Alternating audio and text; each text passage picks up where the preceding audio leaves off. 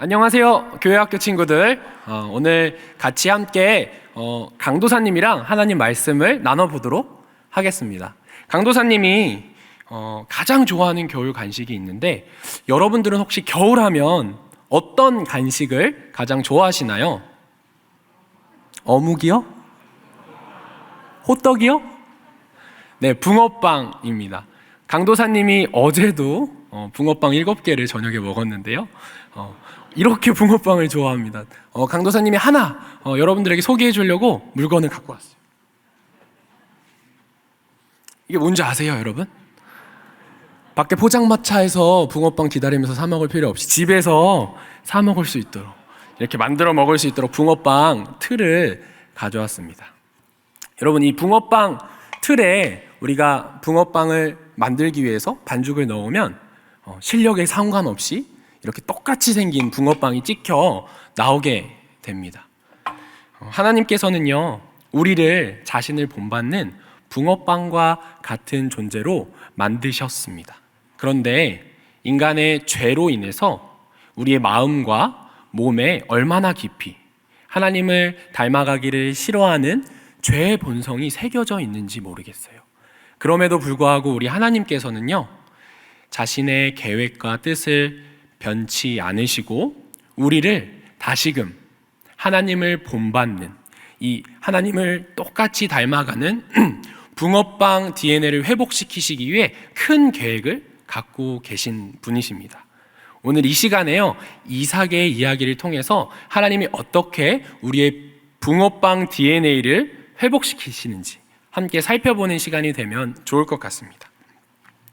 우리가 함께 읽은 창세기 26장 6절에서 11절 말씀은요, 이삭이 기근을 피해서 애굽으로 향하던 도중에 바벨론의 그랄 지역에 머무르는 이야기가 소개되어 있어요. 사실 그곳은요, 이삭의 아버지였던 아브라함도 오랫동안 머물며 특별히 자신의 아내 사라를 똑같이 누이라고 속였던, 그럼에도 하나님이 그 가정을 돌봐주셨던, 그리고 다시 한번 약속을 기억하게 하셨던 아주 중요한 곳이었어요. 오늘 이삭도 이제는 아버지에게 독립하여서 새로운 가정을 이루고 이렇게 그랄 땅에 거주하게 됩니다. 하나님께서 애굽으로 향하는 그 이삭에게 찾아오셔서 너는 애굽으로 가지 말고 이 땅에 머물라라고 이야기하십니다. 그러면서요, 아브라함에게 약속하셨던 세상 만민이 너의 자손으로 말미암아 복을 얻게 될 거라는 그 약속을 다시 한번 상기시켜 주십니다. 이제 그 약속을 아브라함에게 했던 그 일들을 내가 너에게 행할 것이야. 그 약속의 확증을 받은 이후에 이어지는 본문이 우리가 읽은 26장 6절에서 11절 말씀이에요. 이 말씀 가운데 이삭은요, 두려움에 휩싸이게 됩니다. 강도사님이 잠깐 읽어줄게요. 7절 말씀입니다. 그곳 사람들이 그의 아내에 대하여 부르매 그가 말하기를 그는 내 누이라 하였으니 리브가는 보기에 아리따움으로 그곳 백성이 리브가로 말미암아 자기를 죽일까 하여 그는 내 아내라 하기를 두려워함이었더라. 여러분, 여기서 아름답다라는 이야기는요, 창세기의 앞부분에 나오는 하나님께서 세상을 지으시고 보시기에 좋았다 할 때, 아름다웠다 할 때라는 표현과 똑같은 이야기입니다. 하나님께서는요, 리브가의 그 아리따움을 통하여서 이루실 하나님의 약속을 바라볼 수 있게 하신 거예요. 이삭은요, 이 아리따운 리브가를 통해 내가 이 아내와 함께 하나님의 약속을 받겠구나라는 기대를 가지고 살아가야 했던 것이죠. 그런데 그 아리따움이 오히려 이삭에게는 두려움이 되었다라고 성경은 이야기하고 있습니다. 왜요? 너무 아름다워서 주변 사람들이 자신을 해하고 자신의 아내 리브가를 취하여 갈까봐 두려웠던 것입니다. 그 같은 두려움 가운데 하나님의 언약의 약속을 바로 앞에 확증을 받고서도 이렇게 두려워하는 가운데 있는 것이 바로 이삭의 연약한 모습입니다. 하나님께서는요, 그럼에도 불구하고 자신이 약속하신 모든 일들을 이루시는 분이에요. 왜냐하면 아브라함의 순종을 보시고 그 약속을 이루시기로 결정하셨기 때문입니다. 그렇기에 하나님께서는요, 이삭 그 가정에 개입하십니다. 아브라함이 자신의 아내 리브가를 누이라고 똑같이 아브라함이 저질렀던 연약한 모습과 똑같이 속이고 죄를 범하지만 하나님께서는 그 가정을 지켜주시는 거예요. 어떻게 지켜주세요? 한순간에, 한 찰나에 바로 이 그랄 지역의 왕이었던 아비멜렉이 이삭이 리브가를 사랑하고 껴안는 모습을 보게 하심으로 그 사실을 깨닫게 하십니다. 아비멜렉이 그 광경을 보고 이삭에게 찾아가서 묻고 따지는 거예요. 너가 왜 거짓말을 했느냐? 그리고 우리로 하여금 죄를 짓게 허락하느냐라고 묻고 따지는 거예요. 그러자 이삭은 솔직하게 이야기합니다. 내가 두려워서 그랬어.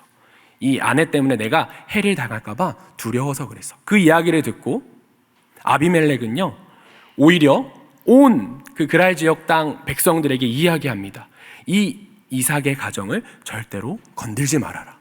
그를 건드렸다간 죽임을 당하게 될 거야. 하나님께서는요, 연약한 이삭의 모습이었지만 그럼에도 자신의 약속을 지키시기 위하여 이방 땅 아비멜렉을 통해 그 이삭의 가족들을 지켜주시는 것이 바로 오늘 본문에서 우리에게 소개되는 이야기입니다.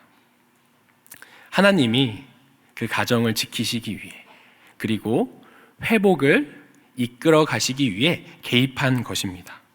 이처럼 하나님의 보호하심, 그리고 그 가정을 통해 하나님께서는 그 자손을 이어서 예수 그리스도를 우리 가운데 보내주시고 그분으로 말미암아 회복의 역사를 우리에게 허락하셨습니다.